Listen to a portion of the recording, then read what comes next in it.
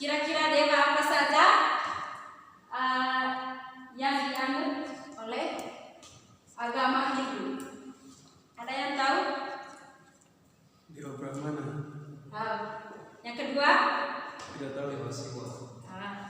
Bagus. Yang ketiga? Dewa Wisnu. Dewa Wisnu. Bagus, tepuk tangan.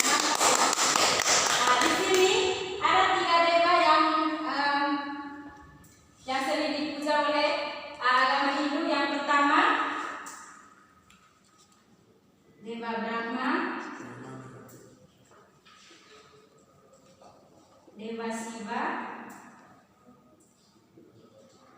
dan Dewa Wisnu.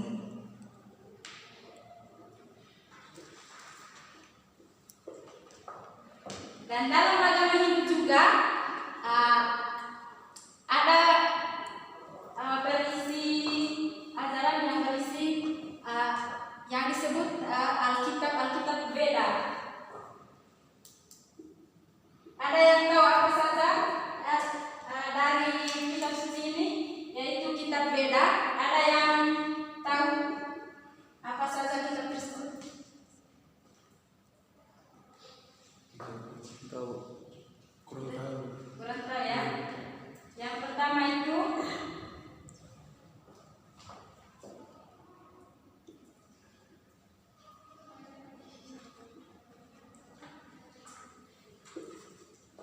Aswaveda,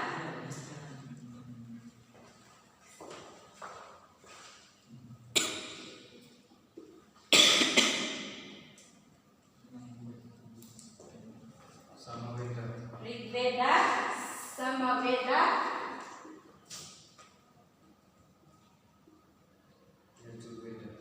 dan Yajurveda.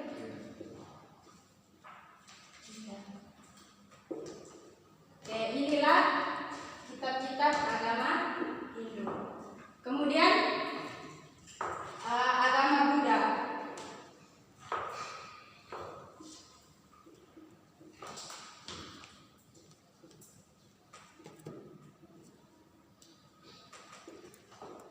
Ada yang tahu bagaimana sejarah agama Buddha sehingga masuk ke sejarah agama Buddha? Ada yang tahu?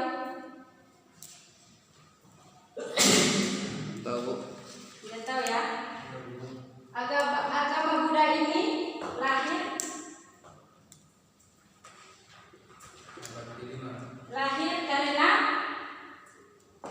karena reaksi atas adanya sistem kasta dalam agama Hindu.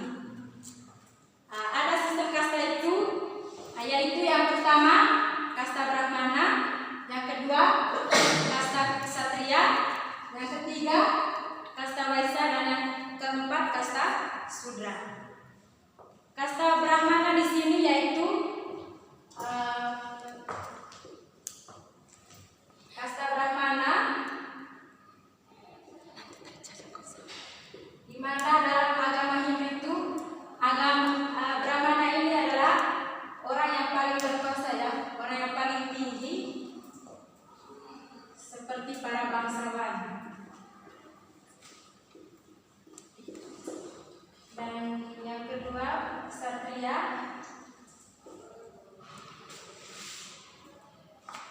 yaitu para prajurit.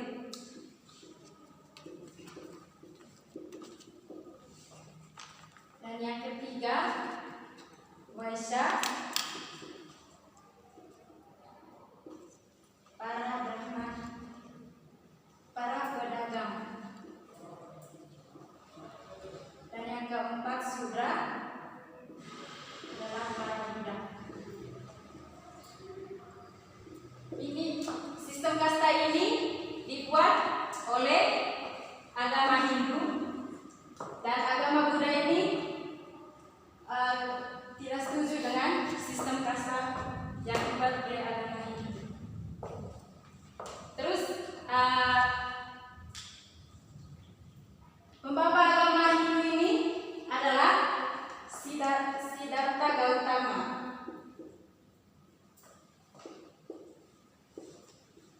Dia adalah raja agama Buddha.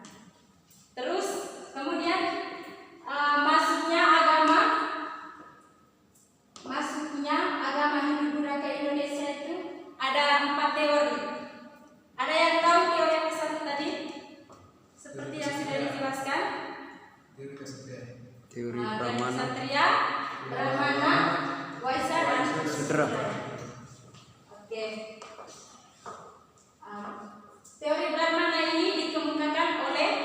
Van Leur, dia mengatakan bahwa teori Brahmana ini dibawa oleh para bangsawan, dan hanya di sini para bangsawan ini yaitu para pemuka agama, dan di mana pada waktu itu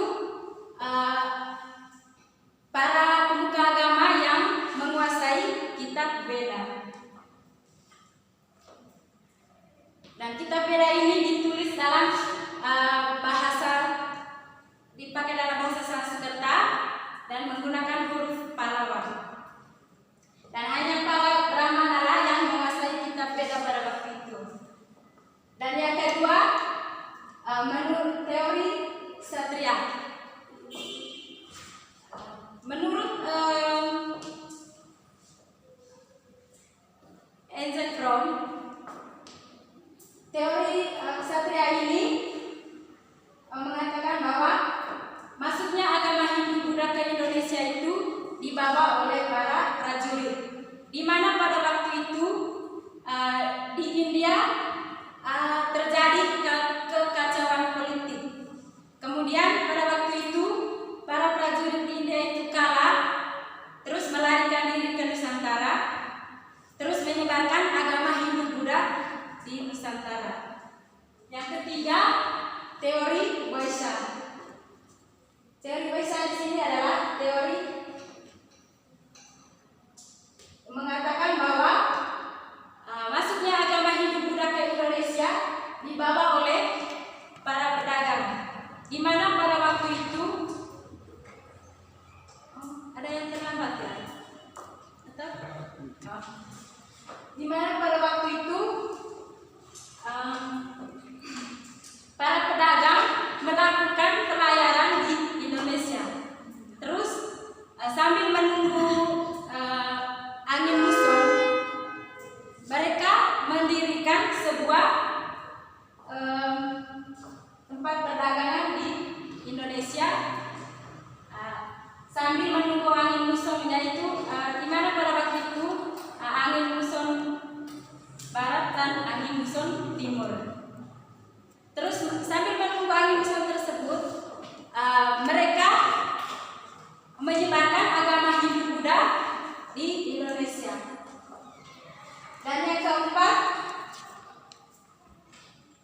teori Sudra. Menurut teori Sudra ini mengatakan masuknya agama Hindu Buddha ke Indonesia itu dibawa oleh para kaum Buddha, yaitu di mana mereka di sini mencari kebahagiaan. Karena di India mereka dianggap sebagai budak dan paling bawah. Terus mereka masuk ke Indonesia itu mencari kebahagiaan supaya dihargai, sehingga sampai di Indonesia mereka membawa teori itu tadi, menyebarkan kebudayaan agama Hindu Buddha. Sampai di sini ada yang mau bertanya, silakan. Saya, Bu. Oke. Saya mau bertanya, ini mengenai kitab Veda. Kenapa kitabnya itu berbeda-beda? Apakah mempunyai isi yang sama saja atau kitab itu mempunyai isi yang berbeda-beda? Nah, bagus. Pertanyaan bagus sekali. Nanti ini dibuat dalam kelompok ya.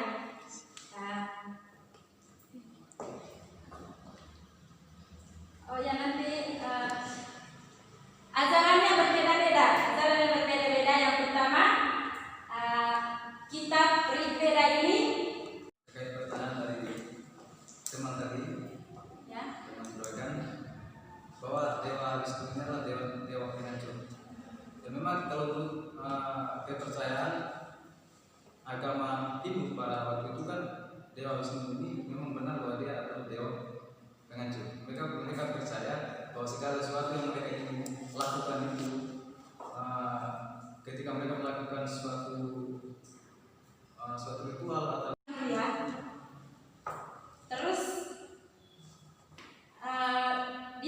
berisi tentang em,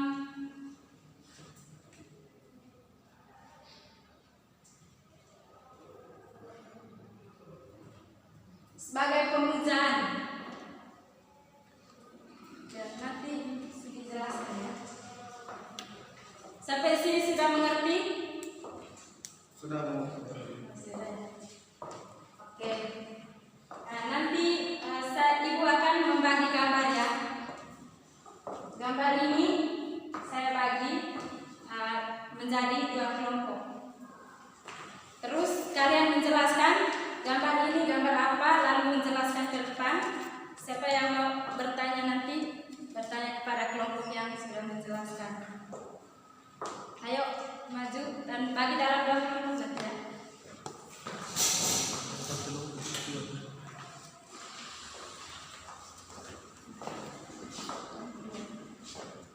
Oke, nanti cari materinya, gambar ini gambar apa, lalu menjelaskan. Bu, kami belum, Bu. Oke. Oh, ini kan 2 kelompok. 2 kelompok. Nanti kan. Ya.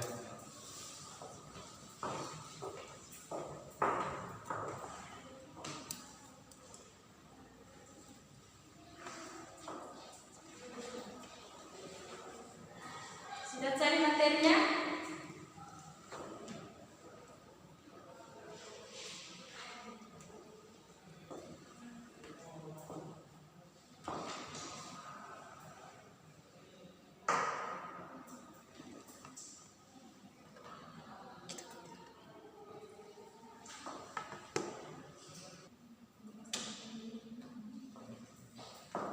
Kelompok 1 sudah?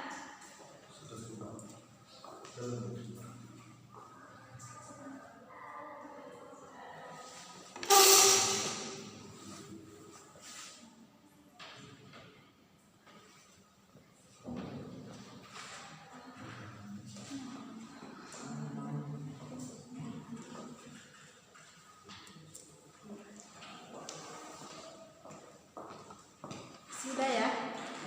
Sudah, Bu. Kelompok 1 sudah siap? Sudah, Bu. Kelompok 2? Sudah, Bu. Oke, nanti kelompok 1 menjelaskan. Terus kalau belum mengerti silakan bertanya. Itu juga sudah. Sudah, Bu. Oke.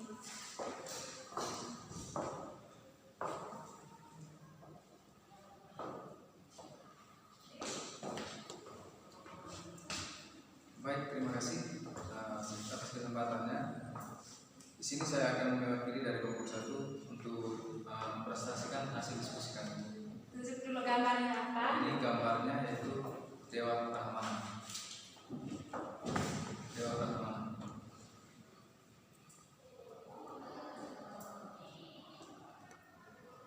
Ya.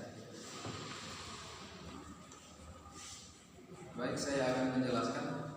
Dalam agama Hindu, Dewa Brahmana dianggap sebagai manifestasi Tuhan dalam hal menciptakan semesta.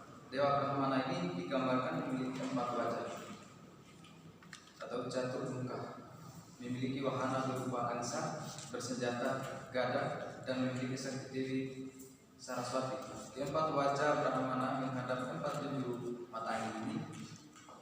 Dewa ini dilukiskan sebagai sosok pria tua berjenggot putih yang mempunyai 4 tangan. Masing-masing tangan salah satu dewa ini tertinggi agama Hindu memegang alat-alat, antara lain yang pertama adalah aksamala atau tasbih yang menyimbolkan kekekalan yang tiada awal dan tiada akhir. Suh dan sufa atau sendok besar dan sendok biasa yang menyimbolkan upacara yajna. Mungkin dari penjelasan dari kelompok 1. Mungkin saya memberikan kesempatan kepada yang lain untuk bertanya. Pas, Pak. Pas. Ada pertanyaan? Tidak ada pertanyaan? Ngerti kau. Ngerti, Bu? Baik, terima kasih. Sekian dari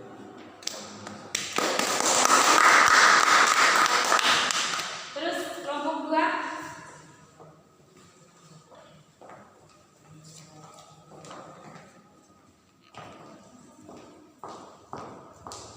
terima kasih.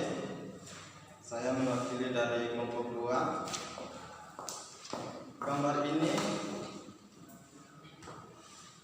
Gambar ini dilambangkan Dewa Wisnu. Dewa tertinggi dalam agama Hindu. Selanjutnya adalah Dewa Wisnu. Dewa Wisnu dianggap sebagai dewa pemeliharaan semesta dengan segala ciptaan dewa Brahma. Dewa Wisnu akan turun ke dunia bila kejahatan merajalela. Dewa Wisnu adalah dewa berkulit hitam kebiruan, mempunyai sakti Dewi Sri, beraksara uang, bersenjata cakra dan berwahanakan burung Garuda. Dan yang gambar yang kedua ini Dewa Siwa. Apa sudah lihat? Sudah. Oke. Dewa Siwa ini dewa tertinggi di agama Hindu. Yang terakhir adalah Dewa Siwa. Dewa Siwa dianggap sebagai dewa populer yang akan menghancurkan semua ciptaan Brahmana yang sudah usang jika waktunya sudah tiba. Dewa Siwa diwujudkan sebagai seorang dewa bermata 3, menggunakan ikat pinggang kulit harimau, hiasan leher berupa ular kobra dan berwahana lembu Nagini. Dewa Siwa memiliki sakti Dewi Durga bersenjata Trisula dan memiliki 4 buah tangan yang masing-masing memegang Triwahyudi, Kendi, Cemara dan Tasbih. Mungkin hanya itu saja penjelasan dari saya. Ada yang mau bertanya? Oke, terima kasih. Sudah mengerti semua ya. Tidak ada yang bertanya ya.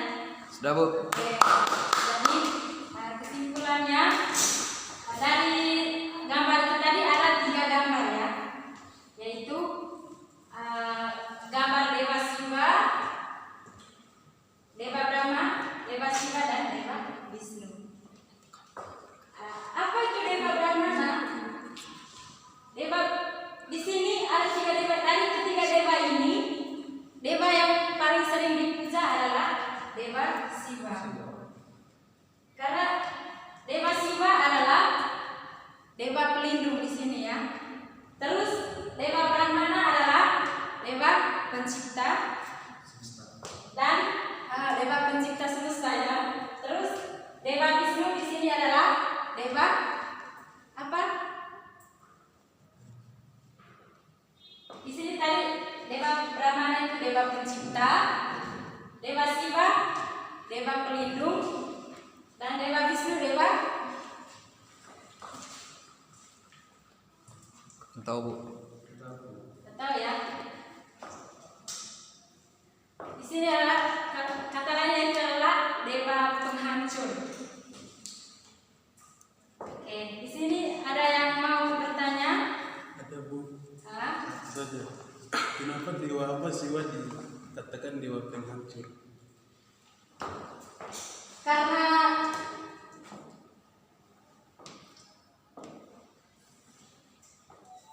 Karena itu tadi dalam kepercayaan agama itu ya, agama Hindu ya, itu tadi ada 3 dewa. Dewa Brahmana ini adalah dewa pencipta, dia adalah pencipta alam semesta. Itu kepercayaan agama Hindu.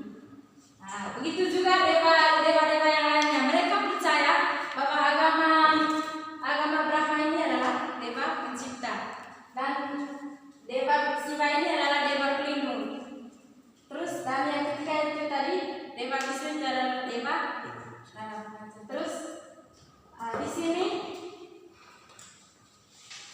karena dewa penghancur itu tadi maksudnya dari ketiga itu kan sistem kepercayaan mereka dari ketiga dewa ini tadi adalah kepercayaan dari agama Hindu. Oke. Sudah mengerti ya? Sudah, Bu. Terima kasih. Untuk pelajaran hari ini cukup sampai di sini saja. Sebelum kita mengakhiri, kita berdoa dulu ya. Oke. Ayo, satu orang.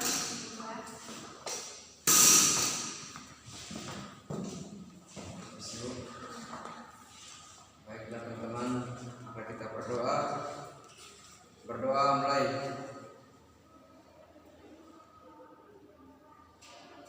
Berdoa selesai. Terima kasih Bu. Terima kasih. Demikian pelajaran kita pada siang hari ini.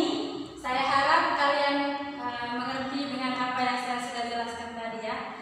Jangan lupa jaga kesehatan, makan teratur, pokoknya belajar ya. Ya Bu. Rajin. Oke. Siap Bu. Terima kasih untuk hari ini. Selamat siang.